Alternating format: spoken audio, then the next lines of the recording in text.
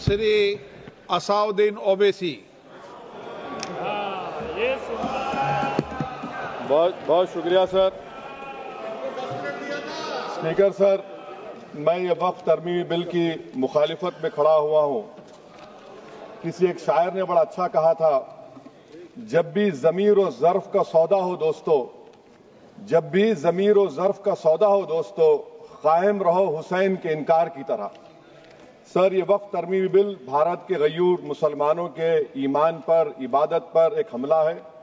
नरेंद्र मोदी की हुकूमत ने इस मुल्क की सबसे बड़ी अक़लियत के खिलाफ एक ऐलान जंग कर दिया, और ये जंग ना सिर्फ मेरे जिस्म पर है, बल्कि मेरी आज़ादी पर, मेरी समाजी और माशी मार्जिनलाइजेशन पर है, मेरी शहरियत पर है, मेरे मदरसे, मस्जिदों, खानखाहों और दरगाहों को निशाना बनाया जा रहा है।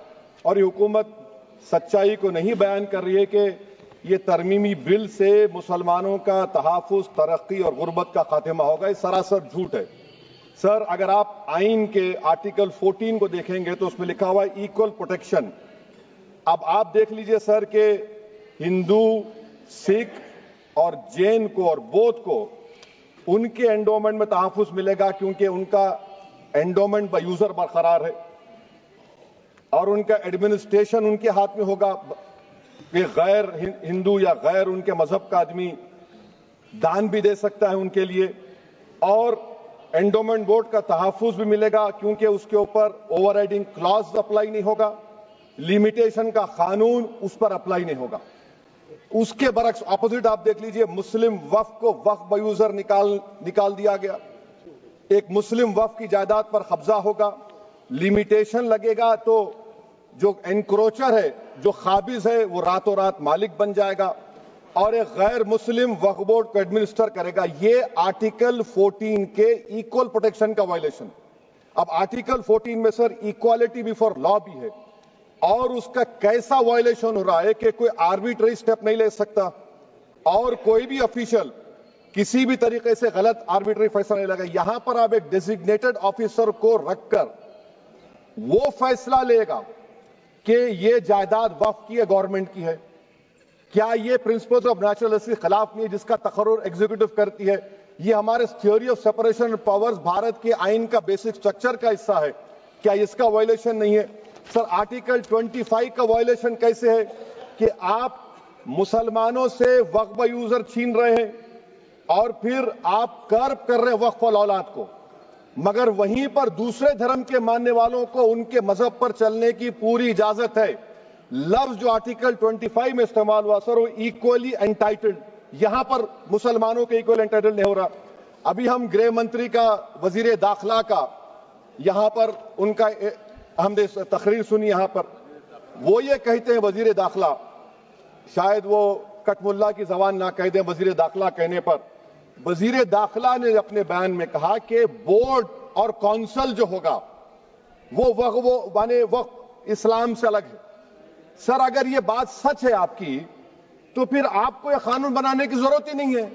आप एक नॉन स्टैट्यूटरी बॉडी बना दीजिए। ये जो कानून बन रहा है ना सर, ये आर्टिकल 26 इसका सोर्स है, और आर्टिकल 26 जब इसका सोर्स है तो आर्टिकल 26 का ABCD क्या कहता है कि रिलीजियस डिनोमिनेशन को अपने मजहब के अफेयर्स खुद चलाना, मूवेबल इमूवेबल प्रॉपर्टी को लेना और एडमिनिस्टर करना। जब हिंदू धर्म को, बौद्ध धर्म को, सिखों को यह राइट दिया गया है, तो आप कैसे मुसलमानों से छीन रहे हैं? तो ये आर्टिकल 26 का ग्रेव वायलेशन है। तो सर, अब वक्फ बाय यूजर का मामला देखिए, मिनिस्टर साहब ने कहा कि एंक्रोचमेंट हो रहा है, 17,000 एंक्रोचमेंट हुए हैं। तो यही नरेंद्र मोदी की हुकूमत ने 2014 में उस वक्त के मंत्री ने एक Waqf properties eviction of unauthorised occupants bill को इंट्रोड्यूस किया। आपने विड्रॉ कर लिया 2024 में उसको। क्यों विड्रॉ किया सर आपने? जब आप मान रहे थे कि एंक्रोचमेंट हो रहा है तो आपने बिल को विड्रॉ कर लिया। अच्छा सर, अब वक्फ बाय यूजर को आपने निकाल दिया, माने कंडीशन क्या लगाए कि अगर उसमें डिस्प्यूट होगा और गवर्नमेंट प्रॉपर्टी होगी। सर, डिस्प्यूट तो है। मिसाल के तौर पर मोहिबुल्लाह साहब जिस मस्जिद के इमाम है, पार्लियामेंट के सामने मस्जिद है सर, 123 प्रॉपर्टीज में मस्जिद है, डिस्प्यूट चल रहा है। कल कलेक्टर या डिस्ट्रिक्ट ऑफिसर बोलेगा कि भाई साहब ये गवर्नमेंट प्रॉपर्टी है, स्टिकर लगा दिया जाएगा, मस्जिद बंद गवर्नमेंट प्रॉपर्टी हो गई, होगी ना सर?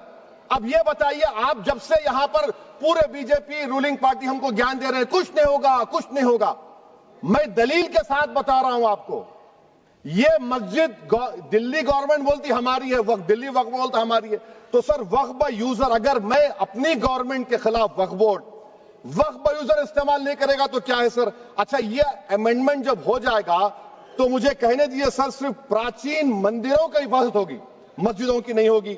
अब सर आप आ जाइए, अगर डिस्प्यूट मेरा एंशिएंट मॉन्यूमेंट से वक्फ का, एक मिसाल दे रहा हूं, दिल्ली में 172 वक्फ प्रॉपर्टीज एएसआई कंट्रोल में है, मैं तो हार ही गया वो, क्योंकि मेरे पास डॉक्यूमेंट नहीं है। आप कह रहे हैं कि डॉक्यूमेंट चढ़ाओ, अगर मेरा गवर्नमेंट से डिस्प्यूट चल रहा है मैं तो क्लेम ही नहीं कर सकता, क्योंकि आप जज बनेंगे, आप ही फैसला करेंगे, और जब तक आप फैसला नहीं करते वो वक्फ की प्रॉपर्टी नहीं होगी, वो प्रोविजन डाल दिया आपने।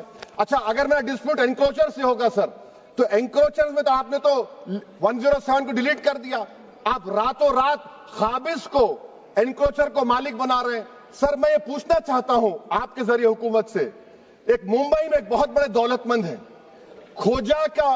खोजा बरादरी का यतीम खाना था, उन्होंने 2004 या 5 में 22 करोड़ में खरीद लिया, वो केस सुप्रीम कोर्ट में, कि आप उनको मालिक बनाना चाहती है लिमिटेशन एक्ट अप्लाई करके, हमको बताइए, हम जानना चाह रहे हैं। और सच्चर कमेटी ने सर 2007 में कहा कि दिल्ली के 123 प्रॉपर्टीज की मार्केट वैल्यू 6000 करोड़